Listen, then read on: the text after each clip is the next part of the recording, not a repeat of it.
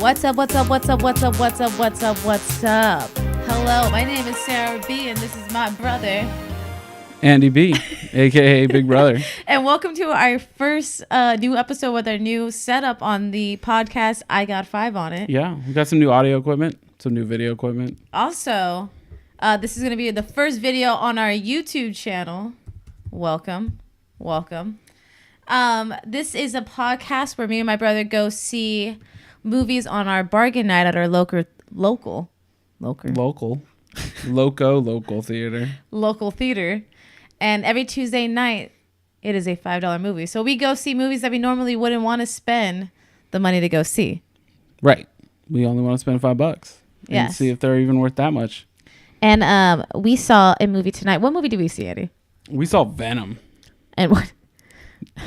You have to say it that way. He's an alternative character, anti-hero. Yeah, I guess. We saw Venom. No. But I'm just talking about myself, though. No, we saw Venom, Marvel's latest superhero / anti-hero movie. And what was your initial feelings before going to see this movie?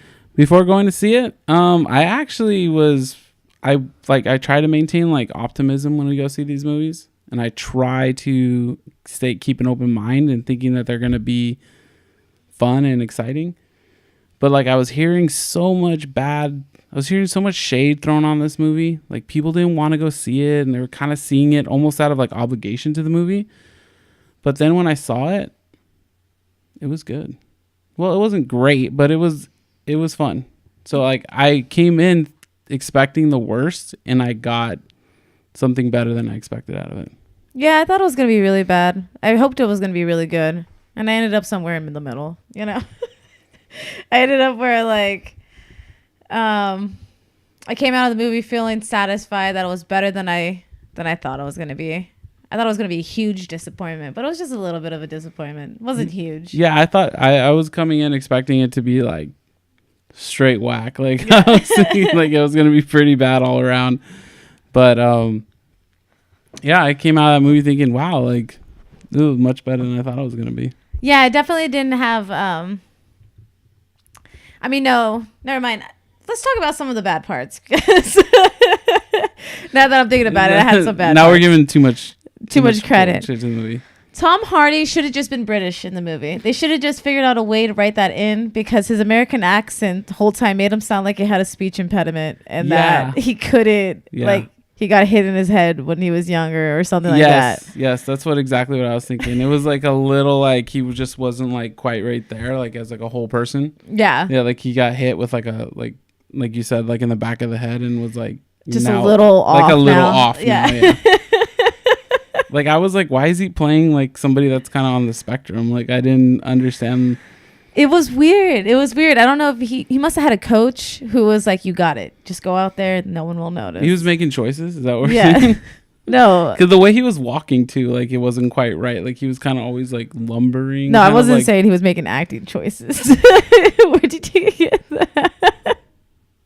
Like he was like, I think my character can't speak well, so I'm going to speak like this. No, I think he just couldn't do an American accent. Oh, okay. Yeah. That's what you're saying. Like it was an inability, not like a choice. It was not a choice at all. Like he just can't do an American accent.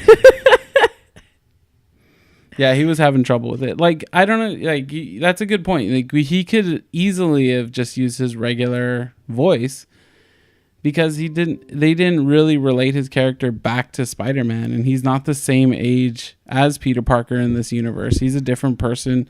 He lives in a different part of the country, and they're just kind of like separate entities that they're going to try to meld in. Like, I know they're going to do a crossover, but he doesn't need to be American. He could be English. Why not? Yeah, and I had a problem with the fact that he still kind of looked like Spider-Man, but there was none of the aspect of like Venom going like to Venom Spider-Man has first. like the white spider on him. Yeah. In the comic books and like every other thing we've seen of Venom, and I think that's because like in the comic books, the symbiote originally bonded with Spider-Man and one of his costumes, so he's kind of like a black version of the Spider-Man costume. But since they didn't go that route and they just kind of skipped over that whole thing, then like they didn't have any good reason to put it on there. I guess.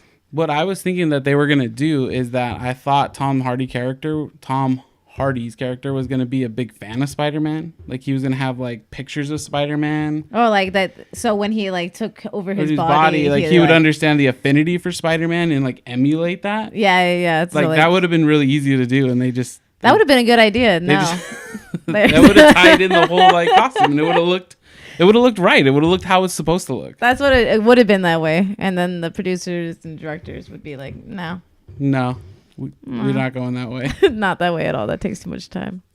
All right, so let's start with the beginning of this movie. Let's talk about this movie. Let's get into the meats of it. The meats. It has multiple meats. Not just of it. We have the meats.